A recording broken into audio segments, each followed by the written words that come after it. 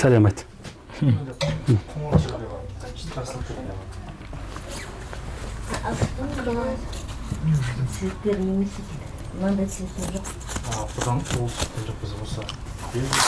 Ана ши барқытты көрсетші ба?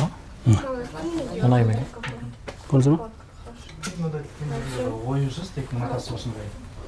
Исіде жоқ, басқа жоқ. Енді таңдағы сіздерде так толық видеоны көру үшін сілтемеге өтіп, Елжан брендтің нағыз өнімдерін көріңіздер. Ассалаумағалейкум құрметті достар, мен Қолайғұл Бағдәулет кәсіпкерлік жобасы. Бүгін біз шапан салысын толық сіздерге толық тексеретін боламыз. Бүгін Елжан бренд әлемдік трендке келдік.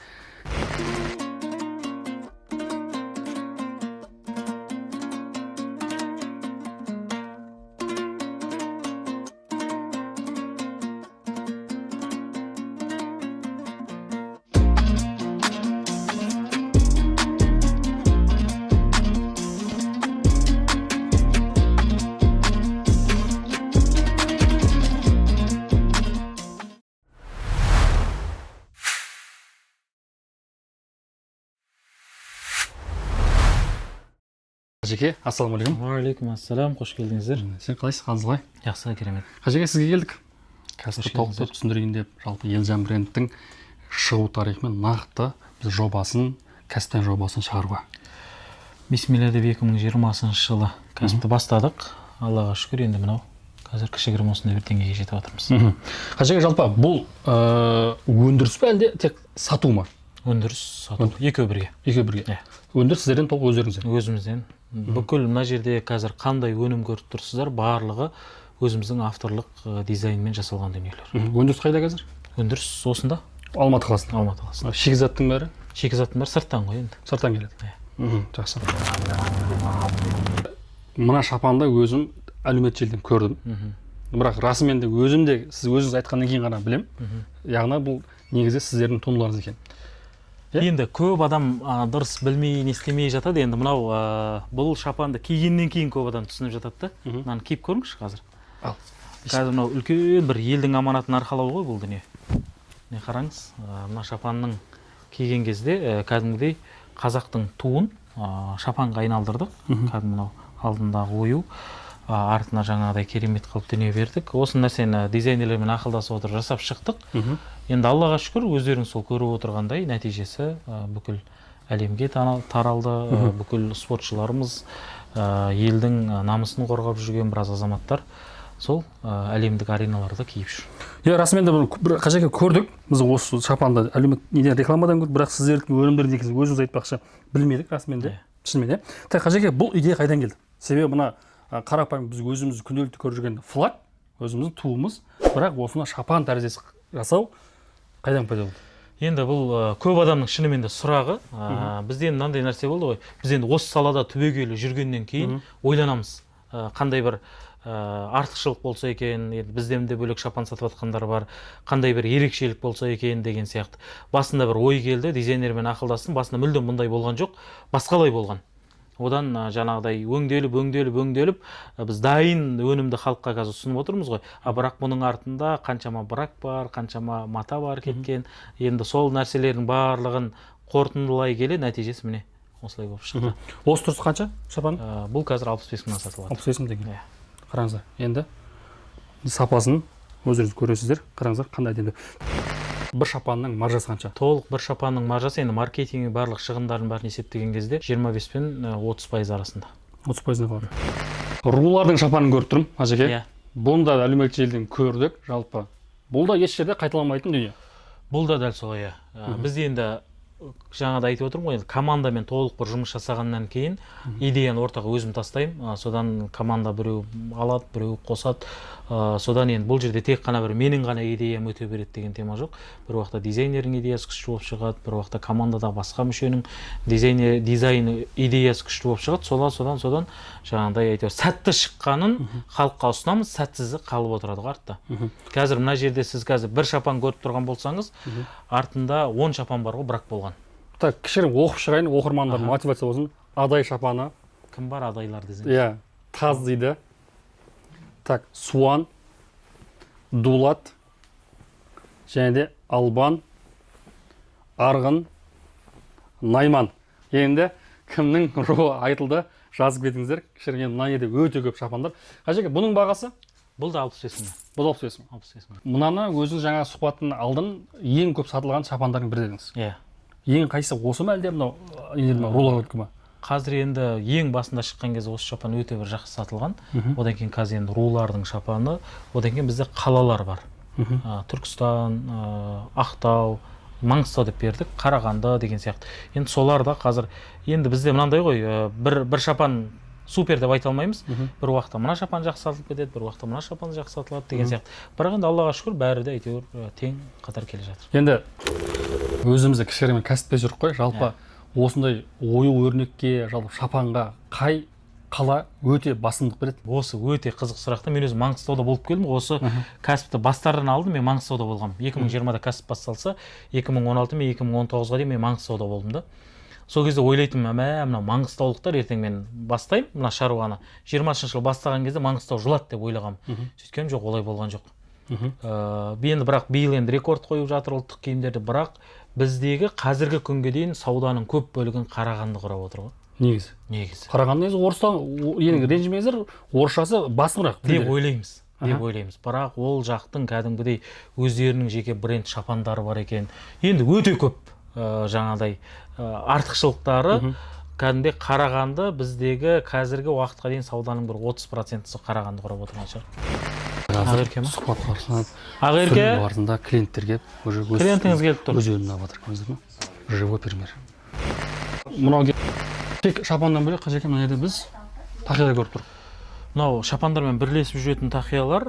Одан кейін енді біздегі ең үлкен бір ерекшелігіміз, мен мына бір нәрсені көтердім де, енді өзім как постоянно тақия тұтынушы ретінде бұрынғы кезіндегі ата-бабаларымыздың, әжелеріміздің ши барқыт деп қолданған матасы, соны тақияға айналдырдық. Яғни бұл тақияны мысалы үшін ертең біз енді қазір аталарымыздан қалған кейбір нәрселерді құнды бір жәдігер ретінде ұстап жүрміз ғой. Дәл сол сияқты біздің де артымыздан келешек ұрпаққа қалатын дүние болсын деп осы нәрсені дизайнерлерге тапсырдық. Тігіншілер өте сапалы қылып, кәдімгідей мынау астына хб мата 100% табиғи кәдімгідей осы нәрселерді тігіп шықты. Содан енді қазір Аллаға шүкір қолжетімді бағада қойдық. Елдер кәдімгі алып, киіп тұтынып жатыр. Ел кісілерге, балдарға арналған? Иә, балалар мен үлкен кісілерге алып. Қажеке, мына жерде тағы бір көзім түсті. Сұрамауыма енді айып болар. Тымақ. Бұны сіздер әлемдік деңгейге шығардыңыздар.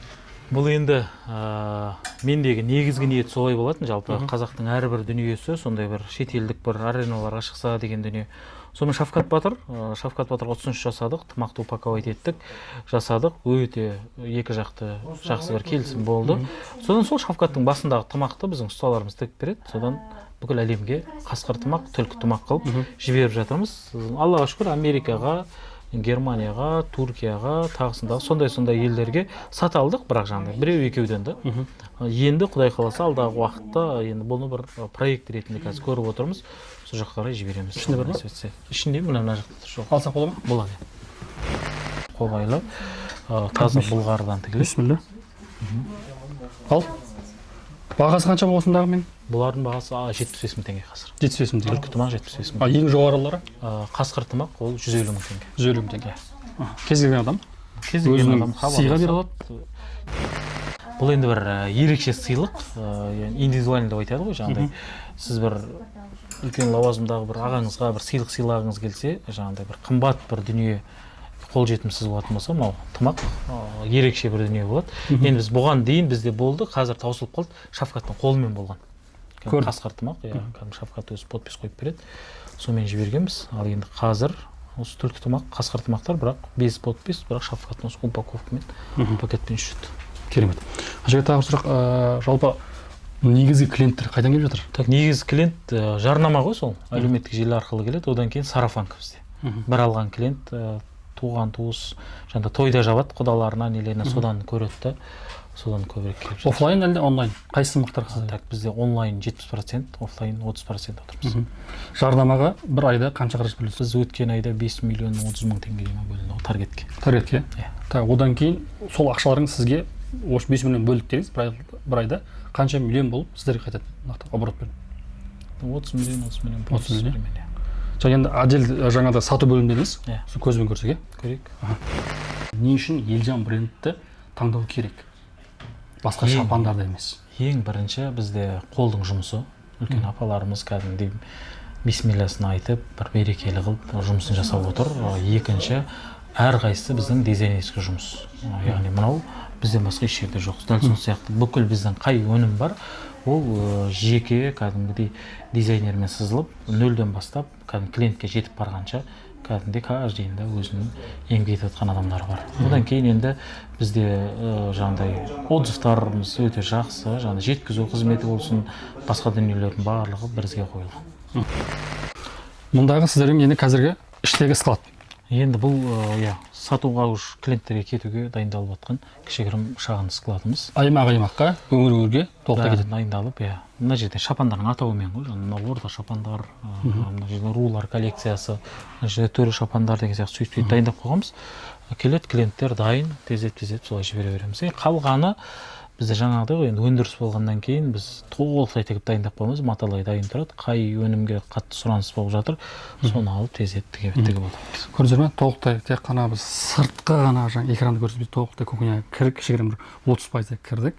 Дәл қазір ол жерде сату бөлімімен кішігірім өздеріңіздің қазір складтың цехын көрдік. Бізде сату бөлімінде 6 адам жұмыс жасайды. 6 адам жұмыс жасайды.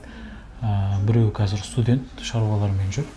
Қазіргі осы үшеуі айналдырып өстіп бұра береді. Енді керемет.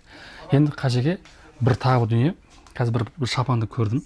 Яғни қазір қарапайым халық дейміз ғой, тұтынып жүрген шапанмен сіздің шапаныңызды көзіңіз ішімен қырық көрсетіп рұқсат берсеңіз. Ал, бисмилла. Көрейік.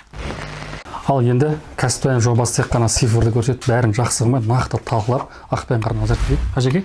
Бәке, мынау алдыңыздағы базардың шапаны, жаңа Елжан брендінің есімімен ерекше деп отырсыз ғой. Мынау қайшы қолыңызға? Енді сіздердегі сұрақ Елжан брендін не үшін таңдау керек деген сұраққа енді дәл өзі эксперимент етіп тексеріп көрейік. Ал бисмилла кеттік.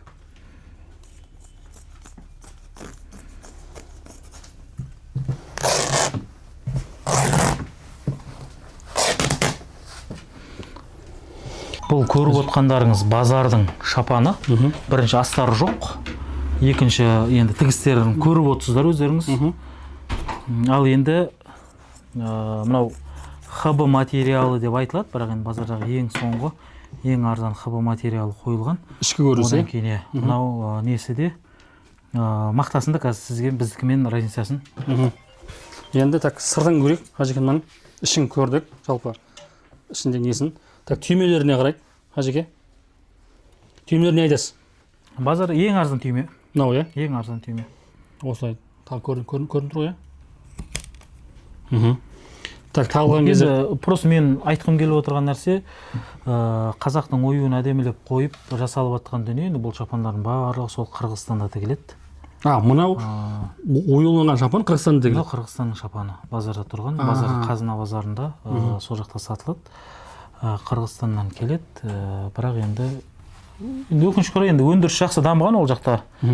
Қажеке, осы сатылым бағасы жалпы базарда болсын, басқа жерде өңірде болсын, сатылым бағасы қанша ол шапанның? Мынау базарда бір 10 мың теңгенің айналасында тұрады. Енді Инстаграм жүргізіп, өзінше жаңағыдай не істеп жатқандар бар, олар сол біздің шапанның бағасында примерно 30 мың теңгенің төңірегінде сатады дәл осы шапан. Сіздермен бірдей. Иә. Енді бұның капюшонмен түрі бар, басқа бар. Енді ел өзі көріп отқан шығар, примерно танып тұрған шығар. Біледі өзі, мынау өте кең. Мынау арғы бір сезондық киім. Бір сезондық киім. Ал енді қарапайым шапанды көрдік, енді Елжан брендтің шапанын көрейік. Әке қашан? Мынау біздегі 35 мың теңге тұратын шапанымыз. Қазақтан көнеден келе жатқан сырма деген әдісімен тігіледі. Сіз бәке бисмилла кесе беріңіз, мен жаймен де түсіндірейін. Қазақтан қазы ойын оюымен өрнектелген. Қараңыздар. Нақты көз алдыңызда толық кешіп шығайық, ешқандай интригасыз. Ал енді ішін айтыңыз.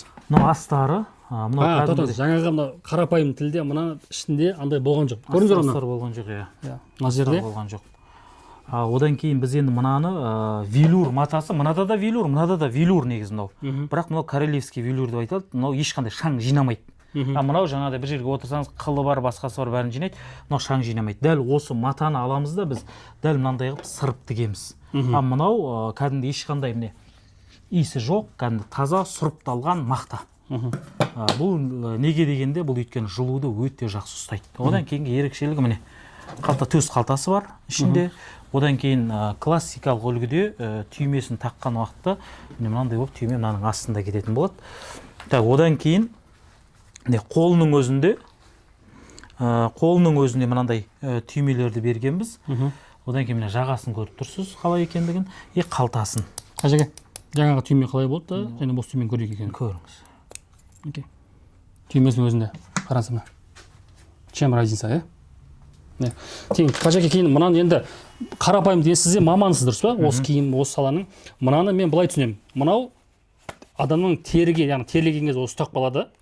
Ал мынау керісінше өзіне сіңіріп іш шығарады деп ойлаймын. Әрине. Дұрыс па? Әрине. Енді оның өзінде де жай ғана астары мен астарсыз деген дүние ол бізде үлкен кісілер қазір қарап отқан болса біледі, ол астарлы дүние. Ал енді қараңыз, енді толықты кестік қой, енді бұл киім расымен жарамайды. Мына енді қолын кесіп көрейік, иықтарын толықта жарай ма? Әр қайсысы кәдімгідей дизайнерлік жұмыс қой. Асықпай отырып, кәдімгідей иығы қайсысы, қолы қайсысы барлығы келтіріліп, барлығы реттелген дүние. Шын көрдіңіздер ғой, қалай тігілгенін, шындықты айтып. Нарықтағы бағасы екеуі бірдей баға. Мұндағы да. Мынау бізде 35 мың теңгені сатылады, мынау 30 мың теңгені сатылады жобамен. Ал таңдау сіздерде кім нені алады? Енді Елжан брендтің нағыз өнімін көріп отырып, көзбен көріп, ешқандай монтажсыз, ешқандай бұқпасыз көріп отырып, кәсібіңізге береке берсін. Егер де Алматы қаласында басқа өңірлерге шапан қажет болса, өзіңіздің тойыңыз бар, басқа керек болса, тағы біздің көмек ретінде әлеуметтік желімен номерін қалдырып кетеміз. Әрине. Осыңызбен кереметте сұхбат аяқталды. Каналға тіркеліңіз, арнаға тіркеліңіздер. Қажеке, ең соңғы сөзінде Елжан бренд әлемдік тренд болсын деген еді. Ал бересін берсін. Жобаларыңызда бір сәтті болсын, елге пайдалы болсын, ел әйтеуір ақ қарасын ажыратып, сапалы дүниеге қашанда қол жеткізе берсін. Рахмет, Қажеке.